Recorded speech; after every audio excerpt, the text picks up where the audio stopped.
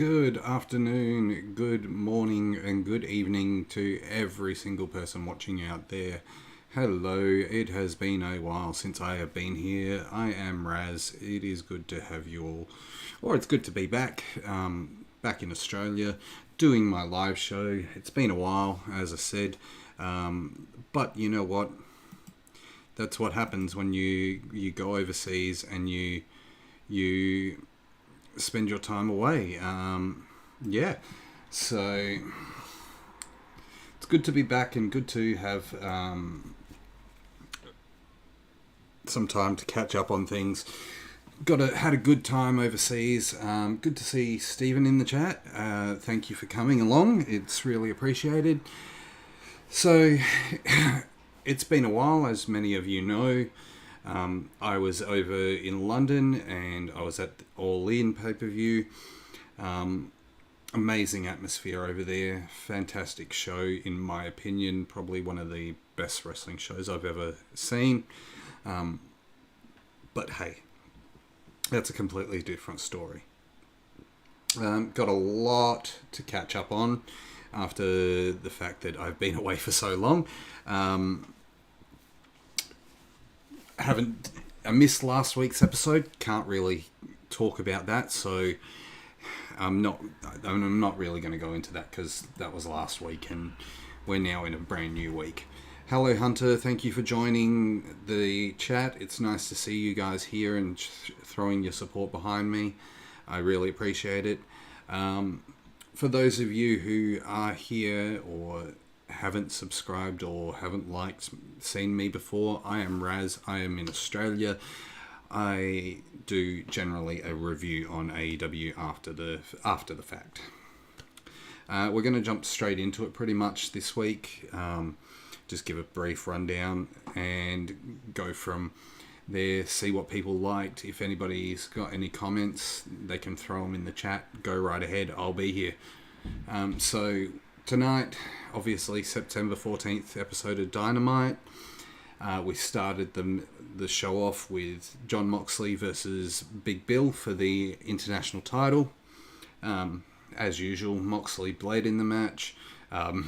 Funny comment that was made on commentary was, it is a day that ends in Y, so of course Moxley's going to bleed. Kind of expected that. Not a bad match, quite a good match actually, solid compared to what it could have been. It definitely didn't, it wasn't going to be a super strong match. It was always going to be just a small match.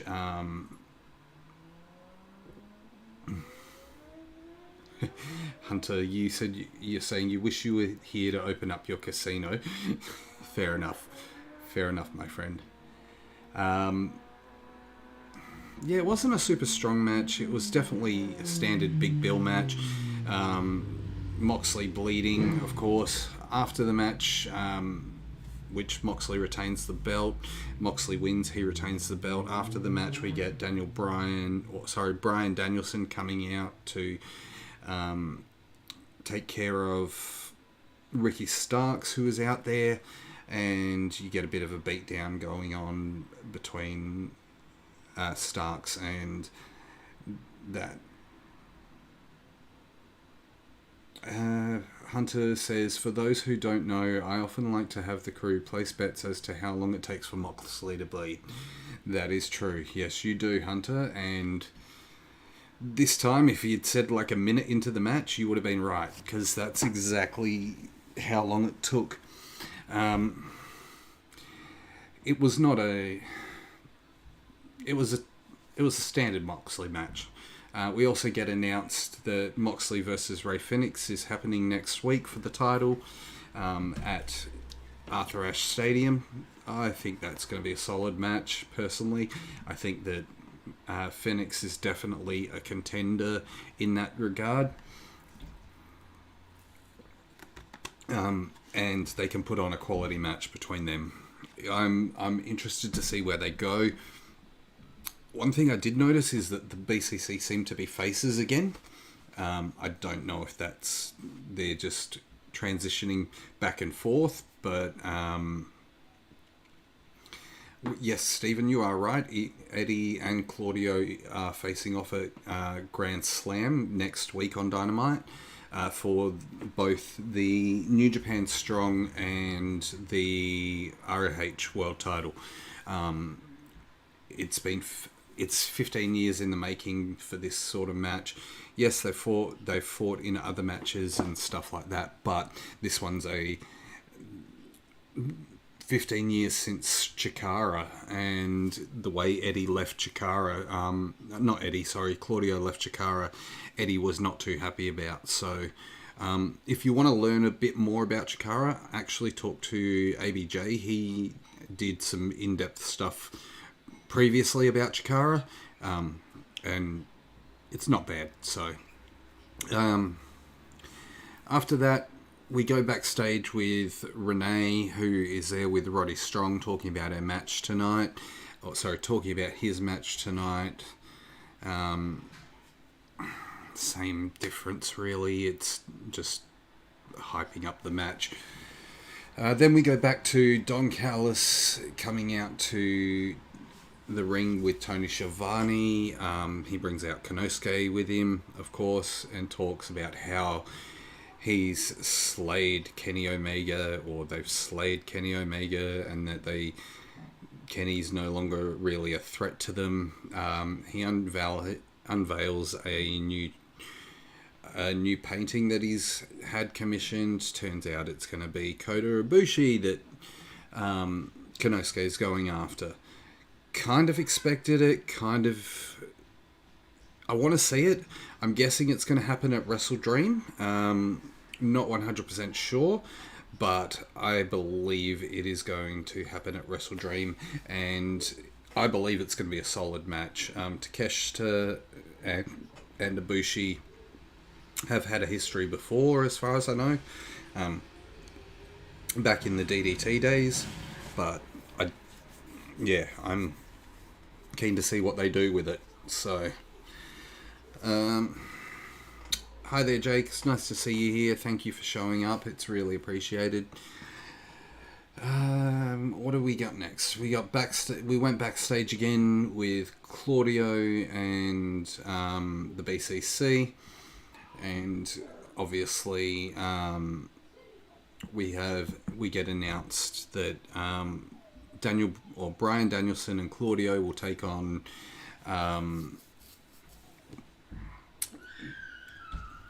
Ricky Starks and Big Bill. That's right, I had to think for a second there. Ricky Starks and Big Bill will take place on Collision, because Moxley's obviously not going to wrestle, and you're going to have Claudio wrestling on Dynamite as well next week. We get Phoenix interrupting that, coming in at Moxley, and then you get, before it goes to a commercial break, you get Eddie staring down Claudio, and basically Eddie saying one more week and that's how long you're going to be champion. I'm looking forward to Eddie and Claudio. I think that their history is warranted, and it's been a long time coming. We definitely need to see more of it. Whether or not it's a slugfest, who knows? I'm predicting that it's probably going to be a slugfest, because it's Eddie and Claudio. Stephen, you reckon it's going to be Eddie and you champion? I would not be surprised, actually. I would not be surprised if they put the belt on Eddie, and could work out quite well. Might give Eddie a reason to just move over and stay with Ring of Honor, but I don't know. He was staying with Ring of Honor previously, so... So after that, we come backstage to Hook, or after the commercial break, we come backstage with Hook and Renee. Hook doesn't really say anything. Orange Cassidy interrupts, sounding defeated. I feel for Orange Cassidy. He was a bloody good international champion. I want to see what they're going to do with him. I hope that he gets either pushed into a world title scene eventually. Just give him a chance, because he's a great wrestler. He's a great character. He's one of those characters, when you look at him, you're not too sure, but then when you see him wrestle, different story. It's a completely different story. He is fantastic in the ring. He's been a workhorse. He's been the guy who's held the company together, and I think it's absolutely fantastic. Next we have the Fatal 4-Way Women's match, which is Britt Baker, Hikaru Shida, Toni Storm, and Nyla Rose all facing off to see who's going to be the number one contender for Saraya's AEW Women's World Championship. One thing I did notice here in this match, you still had Toni Storm coming out to the Outcast music. Obviously, they're trying to play up the division there. They're trying to go, okay, is she still a member? Isn't she still a member? Who knows? I guess we'll find out next week. Sorry, spoiler. But during this match, we had a couple of missed opportunities, a couple of missed spots. I think that there was definitely a spot with Britt Baker and Hikaru Shida where the stomp from Britt Baker onto Hikaru was actually mistimed and may have caused either an injury or caused a problem. I'm not 100% sure, but we did get Toni Storm taking the win here. Kind of an obvious match. I can see why they did that. Me personally, I would have put it as either Hikaru Shida or Britt Baker going against Saraya next week instead, just to push the story out a little bit more with Toni Storm and Saraya and the Outcast situation, because you could build on that. You can keep a solid growth. I think one of my big problems with AEW has been that, yes, we get quality matches, but there is a bit of a lack of build to it.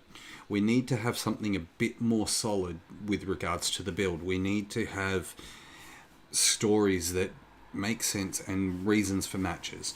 Do I think that Toni Storm versus Saraya is going to be good? I think it depends on Ruby, on what we're going to get. Just like you said, Stephen, it's going to depend on Ruby. She is the odd one out. Maybe we're building to a three-way between them at Full Gear, not at Wrestle Dream, because I'd say Full Gear would probably be your better bet for that. But I guess it's going to be time and see how it goes, see how things go for the match. Saraya obviously hasn't really had many singles matches. I think that this is going to be a test for her. Definitely putting on the belt on her at Wembley was a smart move, because obviously it was in front of her hometown. She got a massive pop. But we now need to see how she's going to fare in the ring, how she's going to go from here, how she's going to be able to push herself, and whether or not she's going to stand out as a competitor. Was she great in the ring previously when she was in WWE? Yes, but got to remember, it's been many, many years since she's been in a WWE ring, and this is a different story. This is a different era. Do I think that she can still hold her own? I guess we'll have to wait and see, because it's going to be a one-on-one match. It's going to be a one-on-one, unless they throw a curveball and we get a DQ, and then we end up getting the triple threat.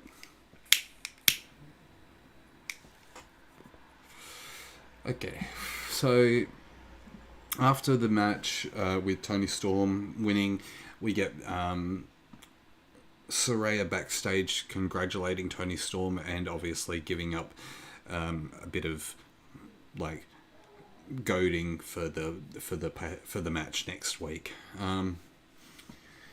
We then go back to a commercial break again. And after we come back from that commercial break, we've got Jericho and Sammy Guevara coming down to the ring for a promo segment. We get a bit of a video package of their history from day one, when Dynamite first started, through till now. You see in the package the constant one pushing the other away sort of thing. The talking in this, or the promo battle, wasn't a traditional promo battle. I liked the way they did it. I think it was smart. I think that personally next week Jericho needs to lose the match. The reason for this is because my belief is that Sammy has an opportunity here to become a solid foundation for what AEW can use going forward. They need to build stars. Now is the time for them to be building stars. They've got Adam Cole, they've got Jericho, they've got Kenny Omega, all as established stars. You need to build more. MJF has built himself up as a star. Now, let's get the rest. Let's get building on the rest. Let's make Sammy a main eventer. Let's build people up and take them to that next level. Move them from mid card to where they're going to go from here. And Jericho, who knows how many years he's got left. Steven says, going to be good match, Sammy and Jericho. Sammy has to win this. Really don't know what's next for Jericho if he loses to Sammy. 100% there, Steven. 100%. I think that they need to push this sort of thing where Jericho is stepping away. Does he need to retire? Not right now, but he needs to slow down, move away from the main event, obviously. Just help elevate the younger talent. Help elevate those who are going to be the future of the company. Make sure that the company goes into the future, goes into 2024 with a solid foundation of where they're going to be and what they're going to, the outlook that they're going for. After that, we've got a video package from MJF from last week where he got injured, apparently, and he wasn't allowed to go attend Dynamite this week.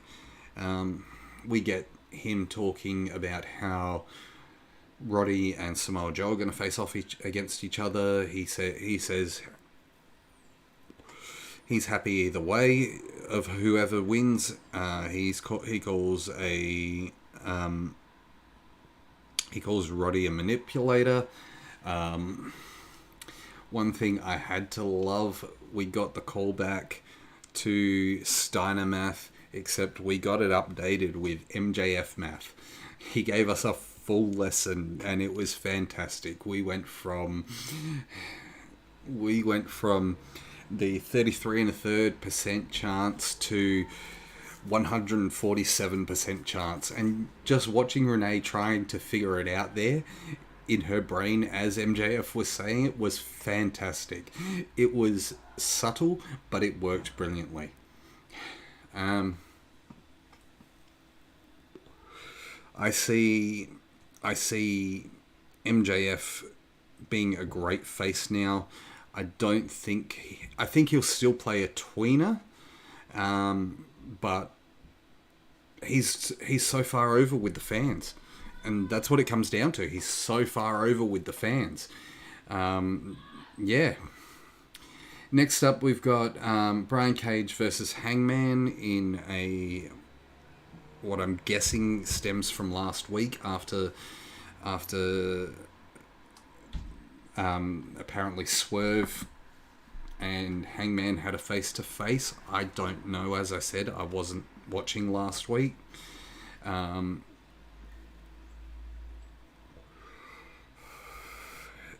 Also, hello DM, thank you for stopping past, I really appreciate it. yeah, I don't. As I said, I didn't watch last week, so I don't know why this match came about. If anybody can give me a little bit of a rundown on it, that'd be fantastic. Because, yeah, I've had a lot going on since trying to come back and trying to get back to Australia. That's a whole nother debacle. But anyway, it was a good match. It was a good match. It was solid. It was a Brian Cage Hangman match. I like the fact that AEW still referenced the history between them, that they've only had two previous matches. We didn't just throw it in as this is the first time they've wrestled or anything like that. We brought in the history on it. They actually replayed in picture-in-picture sort of style. They played clips of what the matches were that Hangman and Brian Cage have had previously. Okay, Steven says that Swerve interrupted Page's promo last week, starting this match with Cage and Page. Okay, thank you, Steven. I appreciate that. Makes my life a lot easier. Partway during the match, we did get Swerve at the top of the ramp to try and distract Hangman Adam Page. But he stayed at the top of the ramp for some reason. Don't know why. He just stayed there. I think that's his thing lately, just coming out into the arena and standing at the top of the ramp during the matches. Another thing was that Hangman obviously takes a win in this one, and then gets on the mic and tells Swerve that that Swerve is stalking him.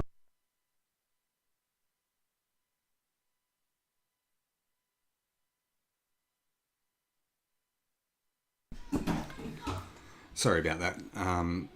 Children trying to interrupt. But we then get Swerve getting on the mic and saying that gets Brian Cage to attack Hangman with the Young Bucks making the save. I agree with you here, Stephen, that this may set up the Young Bucks versus the Gates of Agony. Don't know how it's going to work out, but it puts all three of those in a minor feud away from the main event and away from the problems and the drama that the previous incarnation of the company has had with a certain wrestler that is no longer employed. We then go backstage again with Renee, who is with Daniel Garcia, talking about how Sammy's improving and all that sort of stuff, and you get Don Callis interrupting, basically trying to influence Don Callis. Sammy, not Sammy.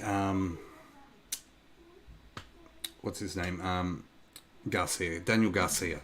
Sorry about that. Garcia dances in Callis' face and then walks off. Callis turns around and goes, that's money. That's money. Let's go get the money, and chases after him. After that, we've got I believe, a commercial break, and when we come back, we've got Darby Allin and Nick Wayne taking on Cool Hand and Daddy Magic. During the start of the match, Christian comes out and goes over to commentary. Standard Darby match with his coffin drop and all that sort of stuff. Nick Wayne and Darby win the match. Then we get Christian coming off of commentary with a microphone, challenging for saying that how at All In he didn't have his regular partner, so that's why he lost. He turns around and then challenges Darby and Sting for next week at Arthur Ashe for a tag team match, him and Luchasaurus versus Darby and Sting. Look, As I've said many, many times before, I'm a Sting fan, but I don't want to see Sting wrestling every single month or every single week. Leave him, if this is his last run, leave it. Just give him special matches, give him small matches. If he's going to have one big match, make it huge, make the match something that people want to see. But don't parade Sting out constantly just to try and bring nostalgia back, because it's not going to work. Sting's north of 60. He's around Ric Flair's age. You say, Stephen, you say you won't be surprised if AR Fox and Nick Wayne interrupt the match, costing Sting and Darby. It could happen. I don't know. Didn't really see AR Fox this week on Dynamite. He was on Collision though, but could happen. I don't know if we actually got confirmation on if that match is actually happening between Darby and Sting and Darby and Christian and Luchasaurus. Don't think we did get confirmation. So right now we're pretty much at the end of at the main event of the show, which was Samoa Joe versus Roderick Strong to see who's going to face off against MJF next week at Arthur Ashe Stadium at Grand Slam. Solid match, definitely a solid match. These two can work. So they did confirm it, did they, Stephen? From what you're saying, it's going to be Sting and Darby versus Christian Cage and Luchasaurus, or Lucha Kane, as we like to call him. But yeah, we got to the main event. Joe versus Strong was always going to be a solid match. It wasn't going to tear the roof off, but it was going to be solid. I couldn't really pick a winner in this one to start with, because of the fact that both contenders had something to do with the story. You had Roderick Strong with his story with Adam Cole, and you've had Samoa Joe with his story with MJF. And that story has gone on for years. Back when Joe was in NXT. It was something that definitely happened. So it could have gone either way, storyline wise, definitely. I think the right man was chosen to win in this regard, because it continues pushing that narrative, especially with what happened after the match. Joe winning was the smarter move, because now you've got Joe versus MJF as the main event. I think that's a solid main event. I think it's definitely going to draw some numbers, and people are going to want to see that. Could Joe win the belt? High possibility, especially if we get a bit of interference from Roderick Strong. I mean, why not? Why wouldn't there be? Especially with what happened after the match. You had Roddy standing up and then going to leave, and Adam Cole comes out, and then Roddy falls down and claims his neck is injured. Not something that's... It could be something that happens next week. Like, Roddy could get involved, because this continues the story, and it pushes that story longer and longer. Where does Adam Cole lie in the situation? Does he stay with his former best friend, Roderick Strong, or does he go with his new best friend, MJF? And don't get me wrong, the MJF Adam Cole stuff has been fantastic. I was here for it. I was so happy to see it at All In. It was fantastic. You had Adam Cole, as I said, come out. They take Roddy out on a stretcher. As the show's going off the air, Joe comes back out and attacks Adam Cole, chokes out Adam Cole, and is staring down the camera screaming that he's taking everything from Adam Cole. all in all, a very mild show, not super strong, not weak. Definitely a show that did build on a couple of stories that are there, or that are happening within the company. I think this is one thing that AEW is struggling with because of this situation with CM Punk.